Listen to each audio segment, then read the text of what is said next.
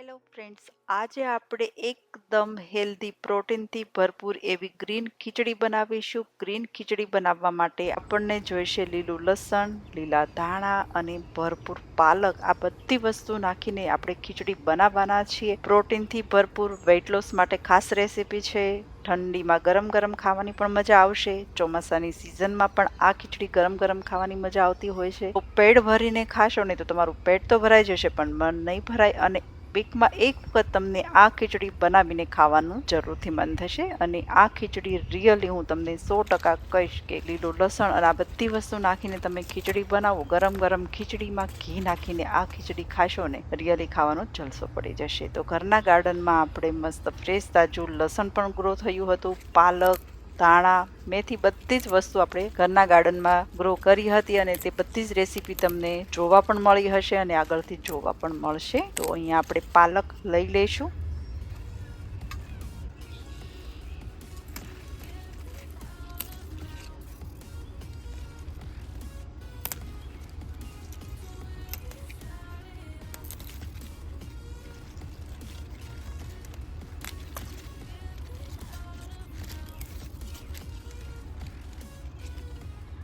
તો અહીંયા આપણે એક કાથરોડ ભરીને પાલક લઈ લીધેલી. હવે આપણે લીલું લસણ પણ હાર્વેસ્ટ કરી લઈશું.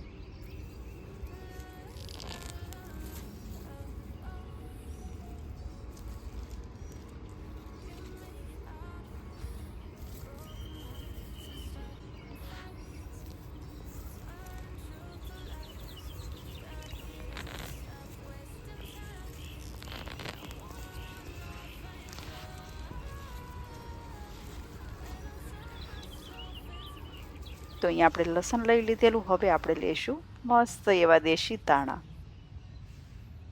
તો હલકી હલકી ઠંડીમાં મેથી, ધાણા, લસણ આ બધી વસ્તુ સરસ રીતે ગ્રો થતી હોય છે. ગરમીની સિઝનમાં આટલી સરસ ગ્રો નથી થતી ને આ બધી વસ્તુ ઠંડીમાં ખાવાની બહુ જ મજા આવતી હોય છે.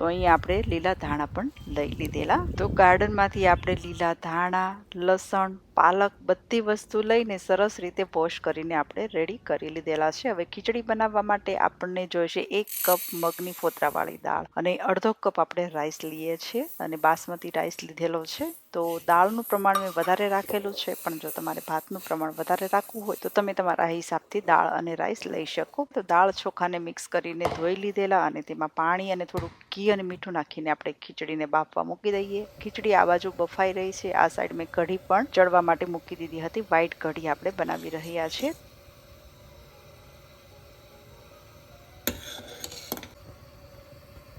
કઢી ચડી રહે ત્યાં સુધીમાં આદુ, મરચા અને અહીંયા લીલી ડુંગળી આપણે લીધેલી છે, પાલક જે આપણે ગાર્ડનમાંથી ઉતારી હતી, લીલું લસણ અને ધાણા બધી વસ્તુને આપણે સમારીને રેડી કરી લઈશું. તો સૌથી પહેલા આપણે ખીચડીની અંદર પાલકની પ્યુરી નાખવાના છે. તો પ્યુરી માટે આપણે પાલક, લીંબુ અને મીઠું થોડુંક પાણી નાખીને તેમની પ્યુરી બનાવીશું. અને આ બાજુ આપણે લીલું લસણ, મીઠો લીમડો, લીલા ધાણા, આદુ, મરચા અને લીલી ડુંગળી, કેપ્સિકમ આપણે સમારીને રેડી કરી લીધેલા. હવે જ્યારે ખીચડી બનાવવાના હશે ને ત્યારે જ આપણે પ્યુરીને બનાવીને રેડી કરી લઈશું. હવે બીજી સાઈડ આપણે ખીચડીને ચડવા દીધી હતી ને દાળ ચોખાને, તે પણ આપણી રેડી થઈ ગઈ છે. મેં આખી ભાંગી જેવી રાખી છે, મતલબ છુટ્ટી મેં ખીચડી રાખી છે. પણ તમારે જો ઢીલી ખીચડી બનાવવી હોય ને તો તમે ખીચડીને વધારે બાફી શકો, પણ હું ખીચડી છુટ્ટી બનાવવાની છું એટલા માટે મેં છુટ્ટી રાખી હતી.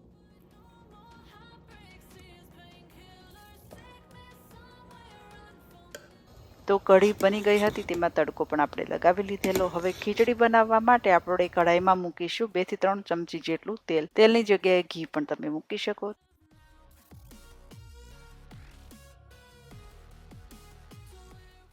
તેલ ગરમ થઈ જાય એટલે તેમાં જીરું નાખીશું, રાઈ નાખીશું, હિંગ એડ કરી દઈશું અને સૌથી પહેલા આપણે આદુ મરચાં નાખીશું. તીખાશ માટે મરચી મેં તીખી જ નાખેલી છે, કેમ કે લાલ મરચું પાવડર નથી નાખવાનું ગ્રીન ખીચડીમાં. એટલે હવે મીઠા લીમડાના પાન અને અહીંયા મેં ફ્રોઝન વટાણા અને તુવેર બેઉને મિક્સ કરીને ધોઈને આપણે એડ કરી દીધેલા છે. તો તુવેર અને વટાણા સિઝનમાં મળે, ન મળતા હોય તો ફ્રોઝન પણ આપણે નાખી શકીએ. તુવેર અને વટાણાને હલકા એવા બોઇલ પણ કરી લીધા હતા.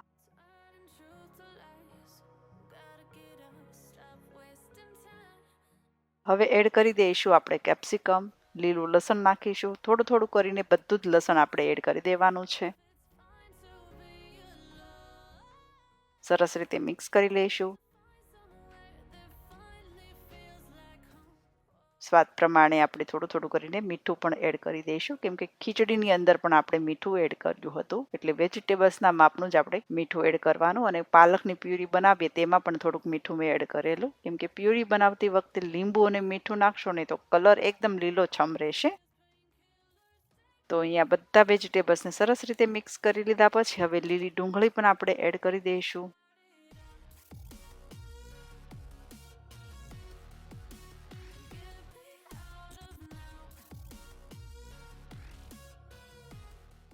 હવે આપણે રેડીમેડ જે મળે છે ખીચડીનો મસાલો, ગરમ મસાલો, તે આપણે એડ કરી દઈશું, અડધી ચમચી જેટલો.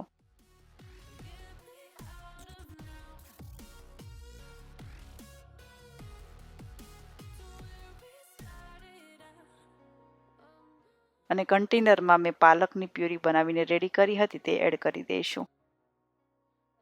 ઉપરથી ફરીથી આપણે લીંબુનો રસ નાખીશું. ખીચડી આપણે થોડી ખાટી એવી બનાવીશું, જેથી ખાવાની બહુ જ મજા આવશે.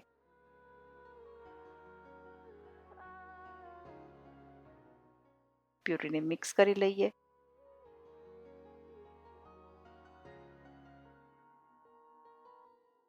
મિક્સ કર્યા પછી હવે આપણે દાળ અને રાઈસને બાફી લીધા હતા તે આપણે એડ કરી દઈશું. તો ઘણા લોકોને ખીચડી એકદમ ઢીલી પસંદ હોય છે. મને પણ ઢીલી જ ભાવે છે, પણ મારા ઘરમાં અડધા લોકોને ઢીલી ભાવે, અડધાને છુટ્ટી ભાવે, એટલે મેં છુટ્ટી ખીચડી બનાવી છે. પણ ઢીલી હોય ને તો ખીચડી ખાવાની બહુ જ મજા આવતી હોય છે. ગરમ ગરમ ઢીલી ખીચડીમાં ઘી અને અથાણું અને ઠંડી ઠંડી છાશ હોય ને, ખાવાની મજા પડી જાય.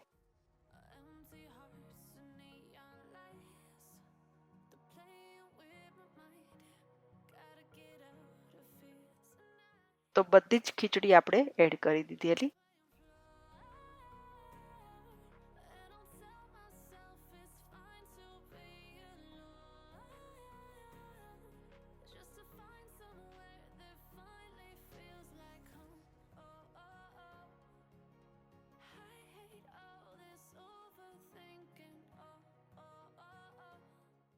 હવે જો આ ખીચડીની અંદર મીઠું કે લીંબુ તમને ઓછું લાગે ને તો તમે એડ કરી શકો. તો આપણે આ ખીચડીને થોડીક ટેસ્ટ કરી લઈએ. મીઠું કે લીંબુ ઓછું લાગે તો આપણે એડ કરી દઈશું. તો ખીચડીની અંદર કંઈ પણ નાખવાની જરૂર નથી. ઉપરથી લીલું લસણ, લીલા ધાણા નાખીને આપણે થોડુંક નાખીશું તેમાં ઘી.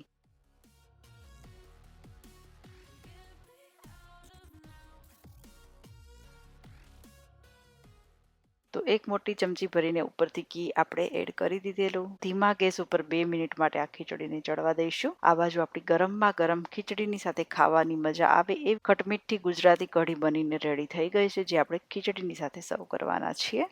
તો 2 મિનિટ માટે આપણે ખીચડીને એકદમ ધીમા ગેસ ઉપર ચડવા દીધી હતી. તો અહીં આપણી સરસ મજાની લીલવણી ખીચડી બનીને રેડી થઈ ગઈ. એકદમ ટેસ્ટી એવી આ ખીચડી બની હતી. તો શિયાળાની ઠંડી હોય, વેઇટ લોસ કરતા હોય કે ચોમાસાની સિઝન હોય, ગમે ત્યારે તમે આ ખીચડી ગરમ ગરમ બનાવીને ખાશો ને તો શરદી હશે ને, શરદી પણ ગાયબ થઈ જશે. ગરમ ગરમ ખીચડી કઢીની સાથે પણ ખાવાની બહુ જ મજા આવશે. તો હવે આપણે આ ખીચડી એક બાઉલમાં સર્વ કરી લઈશું.